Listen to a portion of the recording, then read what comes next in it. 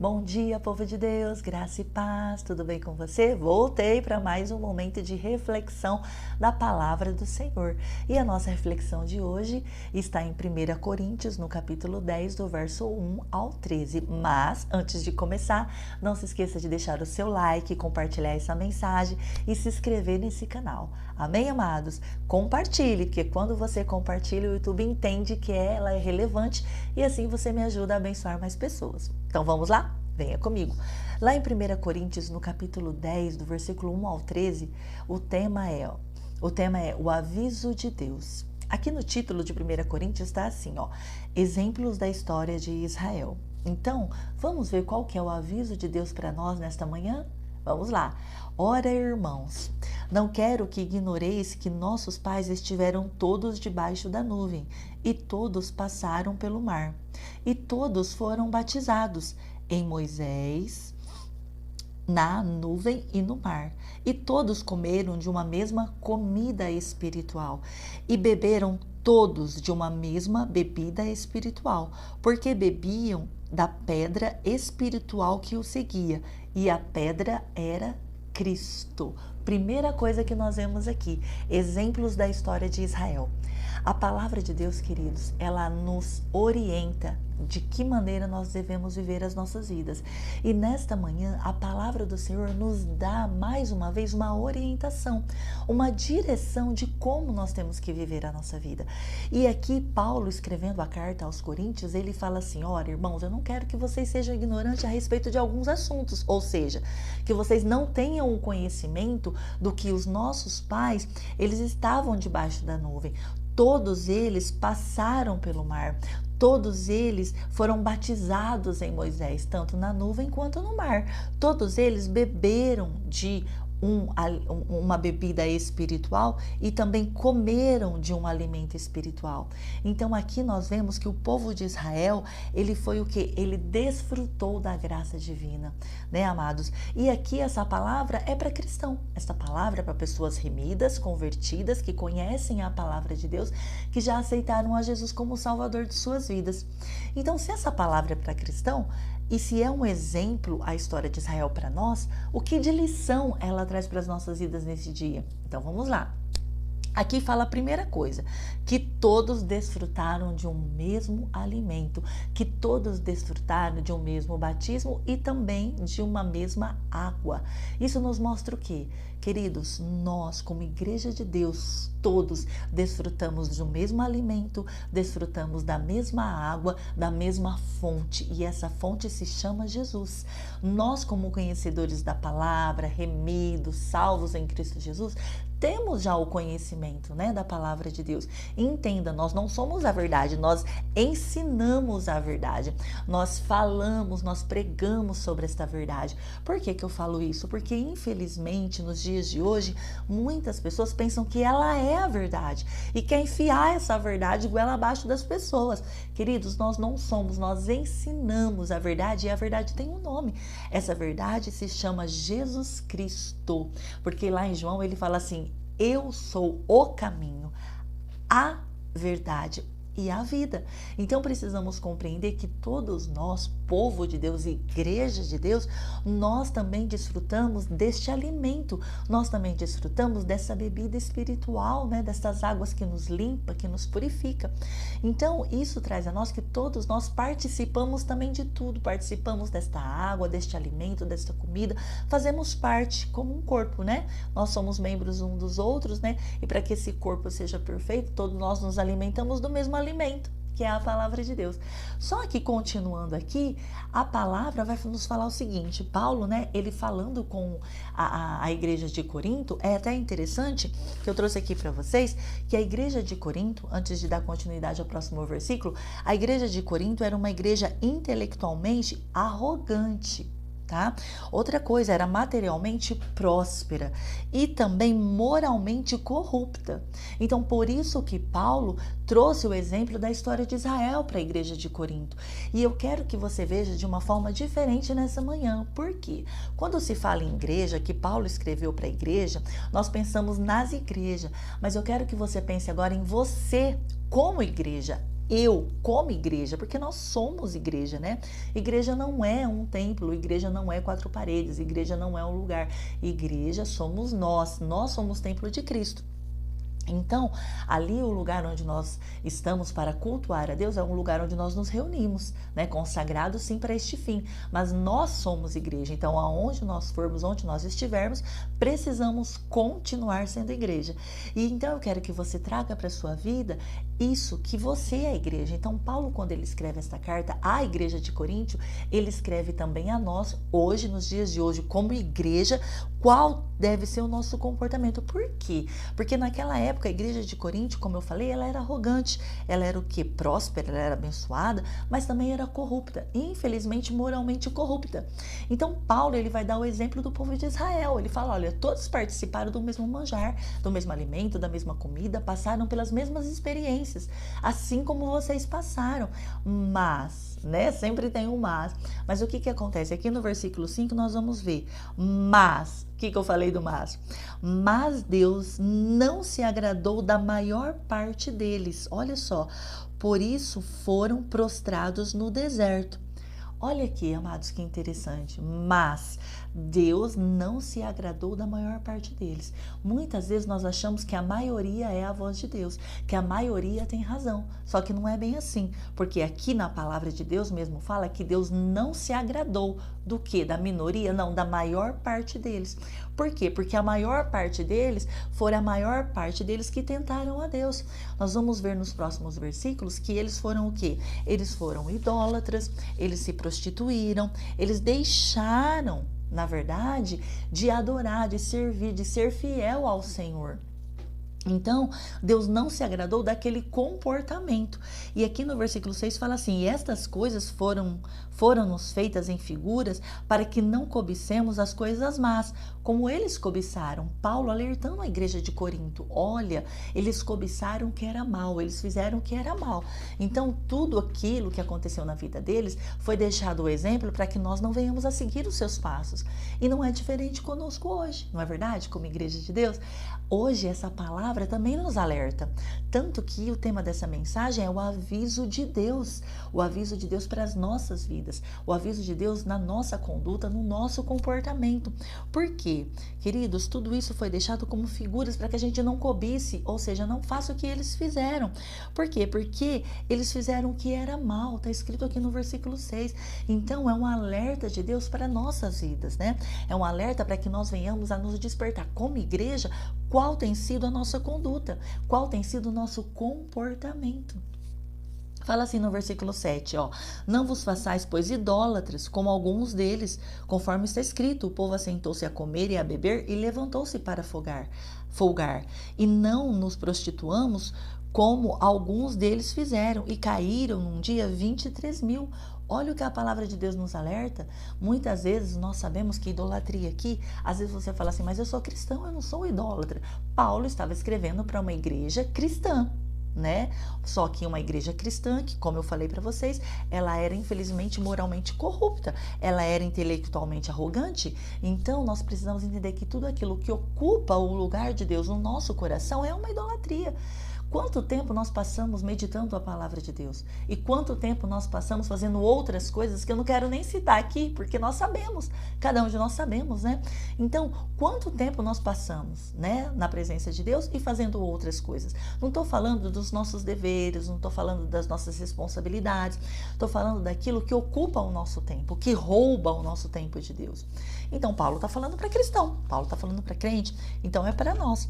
Tudo aquilo que ocupa o lugar de Deus no nosso coração se torna uma idolatria. Paulo fala aqui também, ó, não nos prostituamos. Queridos, quantas vezes nós nos prostituímos? De que maneira nós pegamos e infelizmente nós barganhamos o nosso amor com Deus, né? Nós barganhamos, nós achamos que Deus ele é obrigado a cumprir, a fazer aquilo que a gente quer, do jeito que a gente quer, e muitas vezes nós também achamos que podemos servir a Deus e a mamão, achamos que podemos servir a Deus e a outras coisas.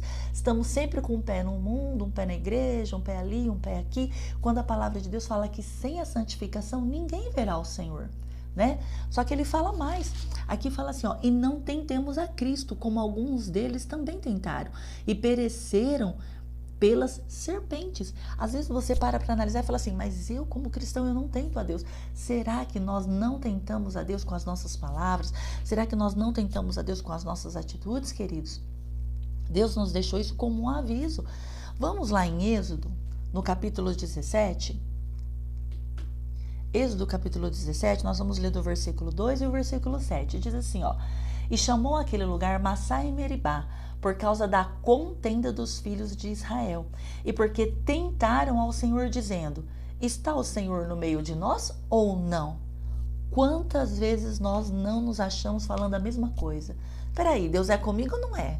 Por que isso sobreveio sobre mim? Por que eu estou passando por essa luta? Por que eu estou passando por essa dificuldade? Afinal de contas, Deus é comigo ou não é? Isso é tentar a Deus. Essas palavras é tentar a Deus.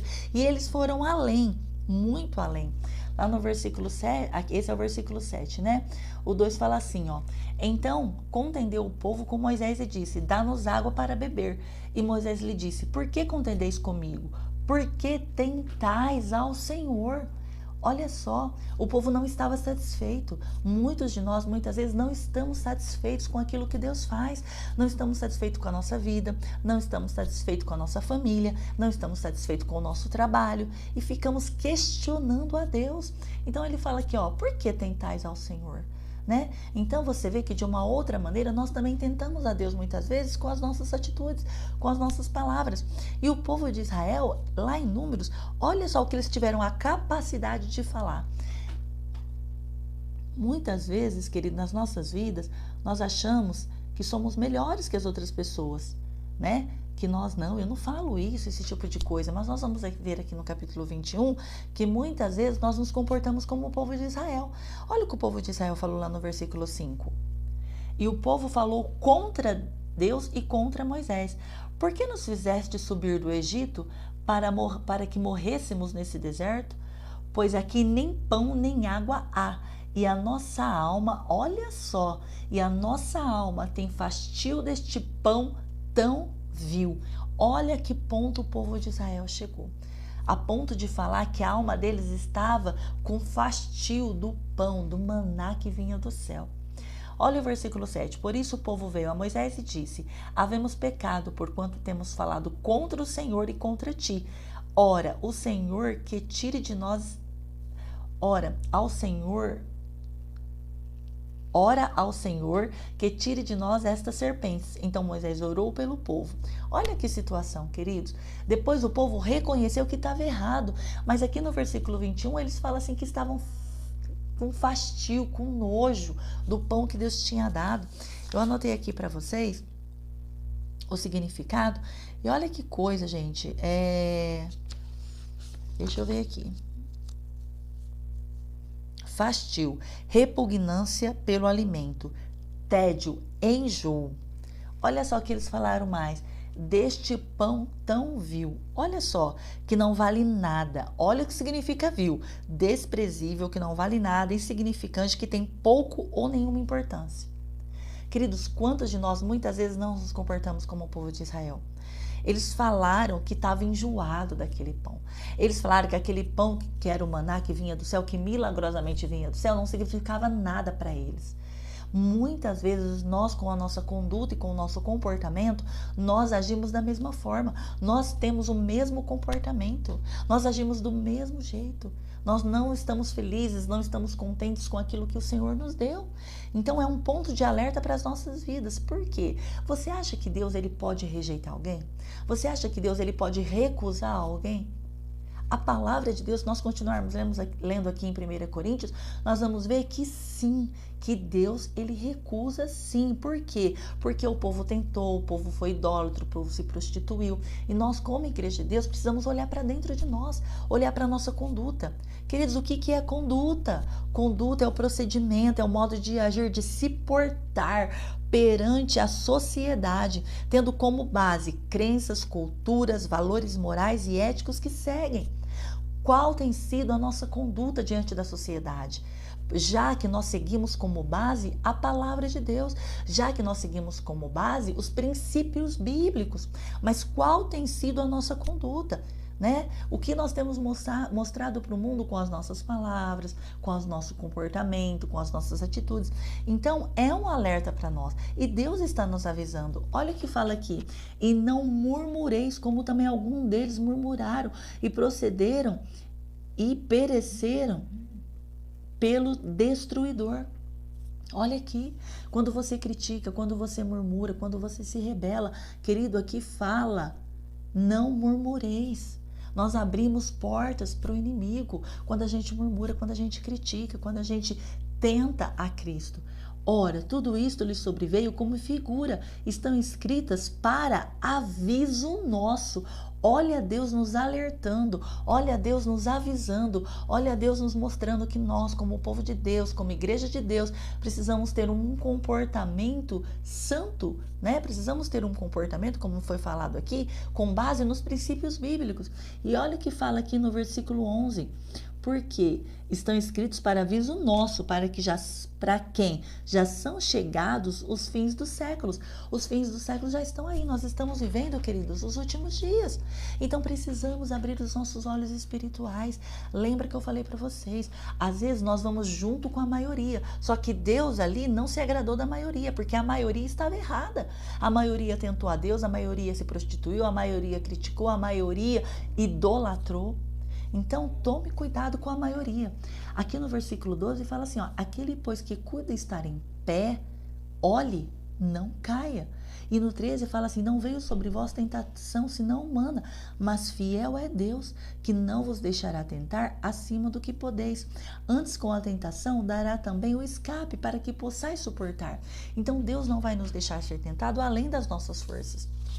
Então, nós precisamos vigiar em todo o tempo. Ali no versículo 7 de Números, né, do capítulo 21, o povo reconheceu e falou para Moisés, olha, ore ao Senhor para que nos perdoe. Mas é interessante que lá em Romanos 11, no versículo 19, do 19 ao 21, Romanos, vamos aqui, né, que aqui vai mais rápido, para nós ganharmos tempo. Romanos, vamos lá. Romanos, no capítulo 11, olha só o que Paulo orienta também, queridos. No capítulo 11, do versículo 19 ao 21, ele diz assim, ó, Paulo orientando também a igreja em Roma, ele fala assim, dirás, pois, os ramos foram quebrados para que eu fosse enxertado. Está bem, pela sua incredulidade foram quebrados, porque o povo de Israel não creu, não acreditou que Jesus era o Messias, por isso eles foram quebrados. E tu estás em pé pela fé. Nós estamos de pé pela fé que nós temos em Cristo e na sua palavra. Então, não te ensorbebeças, mas teme. Queridos, nós não podemos nos ensorbebecer. Ensoberbecer significa manifestação de orgulho, de superioridade sobre outras pessoas. Hoje nós temos visto muito isso, infelizmente. Não estou falando de igreja, estou falando de mim, de você como igreja. Muitas pessoas como igreja, por falar que é detentora da verdade, eu falo a verdade, eu falo o que penso, porque eu tenho que falar, porque eu tenho que anunciar. Só que não foi assim que Jesus nos ensinou, né? A pessoa ela acha que ela é maior, que ela é superior, que ela é acima de tudo e de todos. E quando ela faz isso, quando ela usa as palavras dela com esse poder de influência, ela influencia outras pessoas a fazerem o que ela está fazendo. Então, tome cuidado, você que é a igreja do Senhor. Então, aqui Paulo orienta, olha, tome cuidado, não se ensoberbeça, não tenha orgulho, não se ache superior a ninguém, mas tema a Deus. Ele fala assim, porque se Deus não poupou os ramos naturais, teme que não te poupe a ti também. Ou seja, Deus não vai nos poupar, queridos. Tudo aquilo que nós falarmos, nós vamos ter que dar conta. Então, precisamos vigiar. Então, precisamos em todo o tempo vigiar. Lá em Provérbios, no capítulo 18, no versículo 21, fala assim que a morte e a vida estão aonde? Está no poder da língua. Então, vamos tomar cuidado com aquilo que nós falamos. No versículo 22 fala assim, ó, considera, pois, a bondade e a severidade de Deus, para com os que caíram, severidade, mas para contigo, benignidade, se permaneceres na sua benignidade. De outra maneira, também tu serás cortado. Lembra que eu falei? Deus pode recusar alguém? A própria palavra de Deus nos diz lá em Romanos que nós seremos cortados. Querido, se Deus não poupou nem os ramos naturais, que era o povo de Israel, vai nos poupar? Então precisamos temer a Deus. Então não seremos poupados do juízo de Deus. Não seremos poupados de sermos cortados, se nós não vivermos uma conduta pautada nos princípios do Senhor. Então nós precisamos viver nos princípios de Deus. Nós como igreja de Deus, nós como povo de Deus, tome cuidado com as suas palavras, tome cuidado com a sua conduta, tome cuidado com o seu comportamento, porque nesta manhã o aviso de Deus para nós olha, aqui o Senhor fala no versículo, ora, tudo isso lhe sobreveio como figuras, e estão escritas para aviso nosso, para aviso nosso. Então nós já estamos sendo alertados e avisados como temos que nos comportar.